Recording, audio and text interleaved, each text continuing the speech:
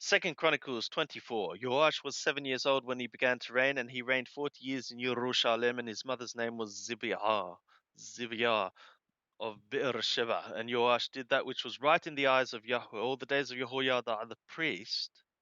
And Jehoiada took for him 2 women, and he begat sons and daughters. And it was after this, it was with the heart of Joash to renew the house of Yahweh. And he gathered together the priests and the Leviim, and said to them, Go out to the cities of Yehudah, and gather all Yisrael, and gather of all Yisrael money to repair the house of your God from year to year, and see that ye hasten the matter.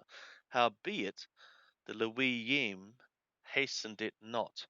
And the king called for Jehoiada the chief, and said to him, Why hast thou not required of the Leviim to bring in out of Yehudah and out of Jerusalem the tax of Moshe the servant of Yahweh, and of the assembly of Yisrael, for the tent of the testimony?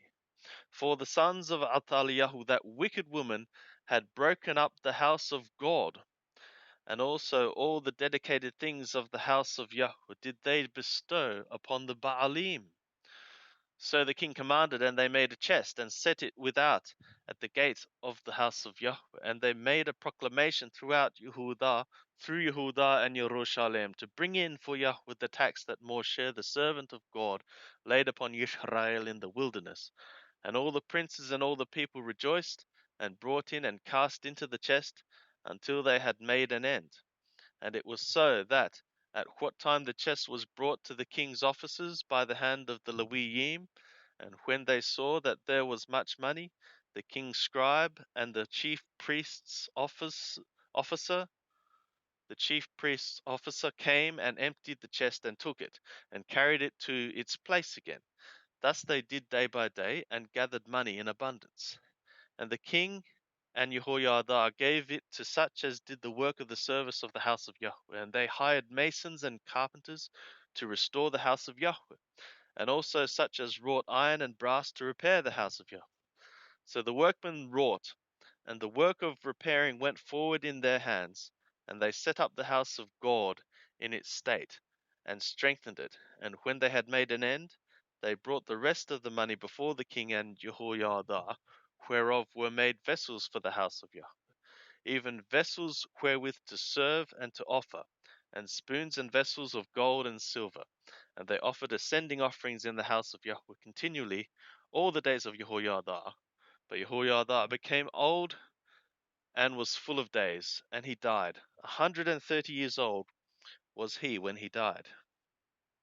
And they buried him in the city of David among the kings, because he had done good in Israel and toward God and his house.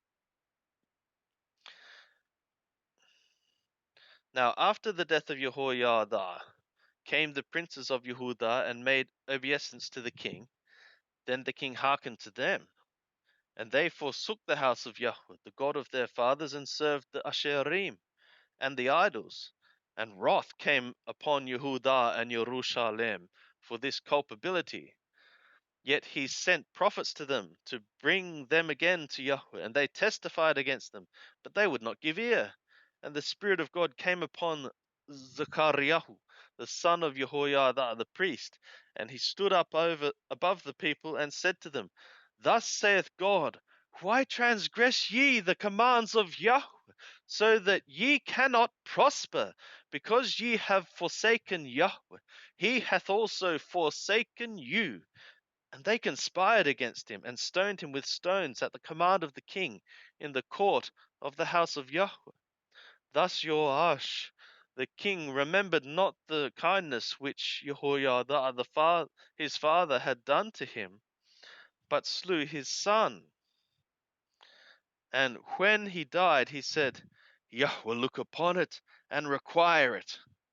And it was at the end of the year that the army of the Haramim came up against him, and they came to Yehudah and Jerusalem, and destroyed all the princes of the people from among the people, and sent all the spoil of them to the king of Damascus. For the army of the Aramim came with a small company of men, and Yahweh delivered a very great host into their hand, because they had forsaken Yahweh the God of their fathers. So they executed judgment upon Joash. And when they were departed from him, for they left him very sick, his own servants conspired against him for the blood of the sons of Jehoiada the priest, and slew him on his bed, and he died. And they buried him in the city of David, but they buried him not in the sepulchres of the kings, sepulchres of the kings. And these are they that conspired against him: Zabad, the son of Shim'at, the Ammonite, and Jehozabad, the son of Shimrit, the Moabite. Now, concerning his sons and the greatness of the burdens laid upon him, and the rebuilding of the house of God, behold, they are written in the commentary of the book of the kings. And Amathiah his son reigned in his stead.